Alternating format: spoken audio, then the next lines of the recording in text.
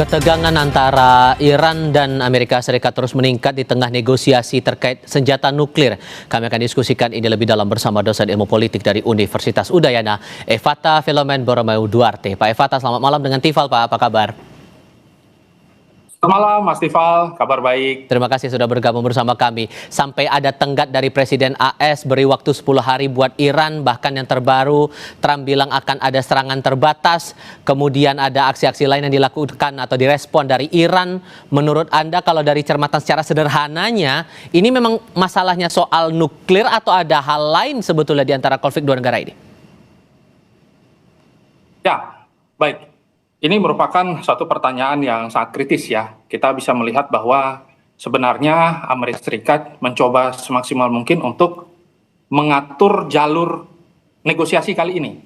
Tetapi semuanya terjebak dalam security dilemma. Ini kalau boleh saya memberikan analogi seperti jebakan Tudides ya, saat dimana waktu itu terjadi perang yang dilakukan oleh pasukan Sparta dengan Athena. Nah, yang menghasilkan kedua belah pihak kalah total dalam perang 27 tahun. Nah, kita bisa melihat bahwa hari ini masalah perdamaian dan juga eskalasi militer itu 50-50. Nah, maka dari itu harapan besarnya dalam perundingan kedua yang katanya jauh lebih konstruktif ini sudah ada deal-deal transaksional yang diharapkan itu bisa memperbaiki keadaan hari ini. Tapi kalau melihat di diskusi atau perundingan kedua ini ternyata tidak semulus perundingan yang pertama, menurut Anda nih eskalasinya bakal makin meningkat lagi nggak nih kalau dari AS dan Iran sama-sama melancarkan aksi-aksinya masing-masing? Ya, kita bisa melihat bahwa opsi serangan terbatas kali ini sudah meningkat sampai 60%. Dan harapan agar negosiasi ini tetap transaksional, ya sambil jalan. Dan opsi perang secara total itu mungkin hanya 10%.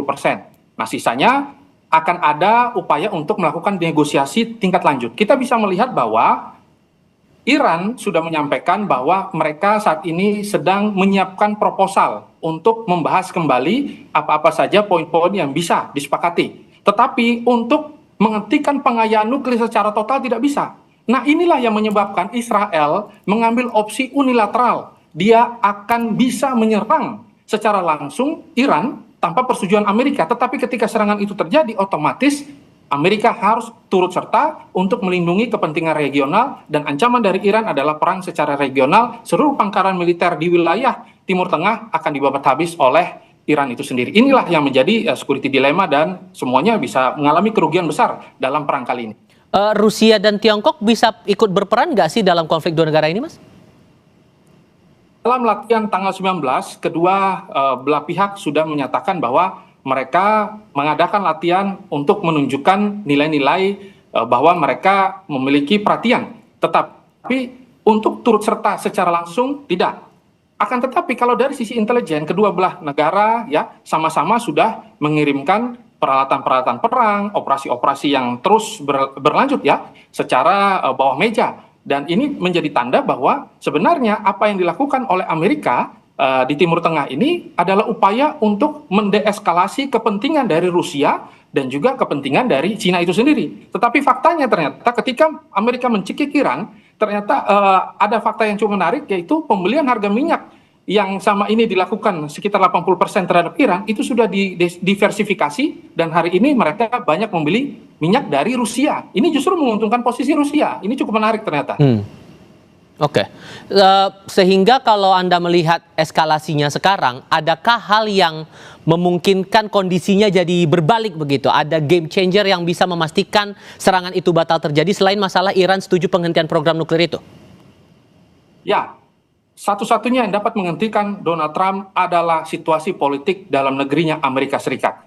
Kalau situasi, kita bisa melihat bahwa hanya 21% yang setuju terhadap serangan atau pendudukan atau regime change yang diharapkan atau digembar-gemborkan oleh Amerika Serikat. Dan sisanya mereka tidak berharap. Kita bisa melihat bahwa Amerika saat ini juga kita perlu garis bawahi, mereka mengatakan serangan terbatas. Jadi tidak secara full. Dan Donald Trump adalah seorang pebisnis, dia merasa bahwa apabila serangan ini tidak clean, tidak bersih, itu akan menyebabkan kerugian. Dan kita bisa melihat bahwa ada upaya-upaya untuk menjaga kredibilitas politik. Maka dari itu security dilemanya terjadi di sini. Ketika Amerika pulang tanpa serangan, akan membuat wajah Amerika Serikat malu. ketika mereka melakukan serangan, terjadilah perang yang begitu merciki dan akhirnya menghancurkan seluruh pihak yang ada. Nah, inilah yang terjadi kalau saya lihat. Sehingga negara-negara kawasan seperti Timur Tengah ini harus bersikap bagaimana nantinya? Ya, diplomasi yang dilakukan Timur Tengah, mereka ingin mencoba semaksimal mungkin agar kedua belah pihak sama-sama berada pada kondisi kesepakatan tanpa tekanan. Tetapi nyatanya agak sedikit kesulitan karena kita bisa melihat Israel sudah tidak tahan. Israel mengatakan mereka akan menyerang secara mandiri. Amerika Serikat mencoba semaksimal mungkin untuk mengatur jalan diplomasi dan mereka berharap agar ada upaya untuk mendiskusikan dan juga mengatur perdagangan uranium yang selama ini sudah membuktikan bahwa Iran berada pada threshold uranium sampai 60% ya. Dan mereka berharap bahwa ini dikurangi. Nah, Iran mengatakan bahwa kalau ini dikurangi ini akan mengancam eksistensial mereka. Tetapi tentu mereka juga mempersiapkan opsi-opsi tambahan yang mungkin nanti bisa mereka sepakati dan sesuai dengan peluang-peluang bisnis yang ditawarkan oleh Amerika Serikat kepada Iran itu sendiri. Saya melihat nanti akan ada upaya demikian. Oke, terima kasih banyak Pak Fatah sudah berbagi perspektif bersama kami kali ini. Saya selalu ya Pak, selamat malam.